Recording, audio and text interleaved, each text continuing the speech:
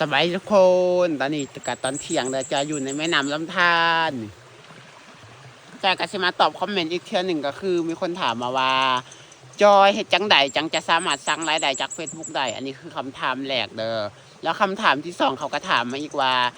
จอยเป็นอย่างเขาเล่นผ่านกดมันแล้วเป็นอย่างคือบ่สามารถสร้างรายได้ได้อันนี้คือคำถามที่สองแล้วจะมาตอบทีละคำถามก็คือมีแค่2คำถามที่จอยจะตอบก็คืออย่างแรกเลยคำถามที่1บอกว่าเฮ็ดหยังเป็นจังใด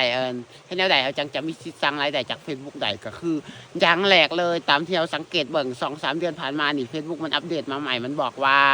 อย่างน้อยผู้ติดตามต้อง 10,000 คนขึ้นไปแล้วก็คนเบิ่งคลิปต้องผ่าน 150,000 นาทีขึ้นไปจังจะมีสิทธิ์สร้างรายได้จาก Facebook ได้แล้วจังอันนี้คือแค่คำถามที่1นะก็คือแค่นี้ทุกคนแล้วคำที่3คำที่2ที่เขาถามว่าแล้วเป็นอย่างเขาผ่านกฎการสร้างรายได้แล้วเป็นอย่างเขาคือบ่มีสิทธิ์สร้างรายได้ได้อันนี้ก็คือมันขึ้นกับ Facebook อีกเทียหนึ่งถึงว่าที่ผ่านกฎแล้วผู้ติดตาม 10,000 คนแล้วคนเบิ่ง 150,000 นาทีขึ้นไปแล้วผ่านหมดแล้วเขียวแล้วแต่เป็นอย่างคือบ่ได้นั่นก็คือขึ้นกับ Facebook อีกเทื่อต้องลุ้นเบิ่งว่า Facebook มันจะเสิร์ชให้เฮาตั้งค่าเพื่อสร้างรายได้บ่คัน Facebook มันตั้งค่าเสิร์ชมาให้เฮาไปตั้งค่าเพื่อสร้างรายได้ก็แสดงว่าเฮาเริ่มมีรายได้แล้วก็สามารถไปกดตั้งค่าเพื่อสร้างรายได้ได้คัน Facebook บ่เสิร์ชมาให้ตั้งค่าสร้างรายได้นี่ก็คือถึงว่าผู้ติดตามจะผ่านผู้ติดตามจะฮอดแสนฮอดล้านก็บ่สามารถสร้างรายได้ได้เพราะว่า Facebook บ่เสิร์ชหลักๆเลยขึ้นกับว่า Facebook มันจะเสิร์ชบ่มันบ่คือกับอันแอปตัวหนึ่งได้ทุกคนมันมีอีกแอปตัวหนึ่งก็คือแอปแด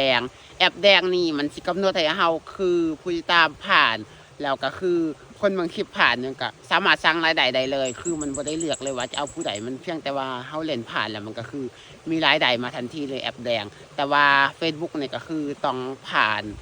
กันที่ Facebook จะมาเลือกเอาว่ามันสิให้ผู้ใดสร้างคัน Facebook บ่เลือกก็แสดงว่าเฮายังบ่มีสิทธิ์สร้างถึงว่าผู้ติดตามจะหลายก็จริง Facebook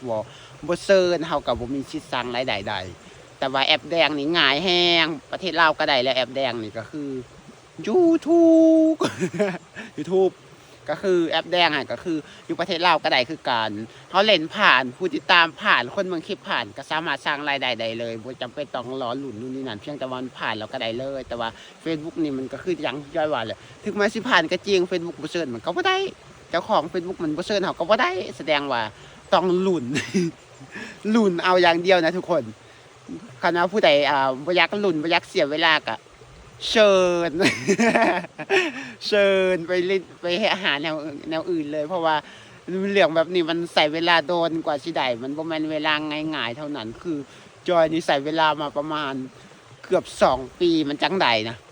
จังได้เงินบ่แม่น2ปีดอก3ปีเต็มเลยทุกคนที่เล่นมาแล้วหาก็เริ่มมามีรายได้เพียงแต่ 3-4 เดือนผ่านมานี่เองแต่ก่อนหันบ่ได้เลยเสียเวลาซื่อๆแต่ถามว่าเสียเวลาบ่สำหรับจอยแล้วบ่ได้เสียเวลาเพราะว่าเฮามักในด้านนี้นะถึงว่าบ่มีคนเบิ่งหรือว่าบ่มีรายได้เฮาก็โพสต์คือเก่าเพราะว่าเฮามักในด้านนี้นะสุดท้ายเฮาก็ได้เฉย แล้วก็พบกันใหม่คลิปหน้าเด้อบ๊ายบาย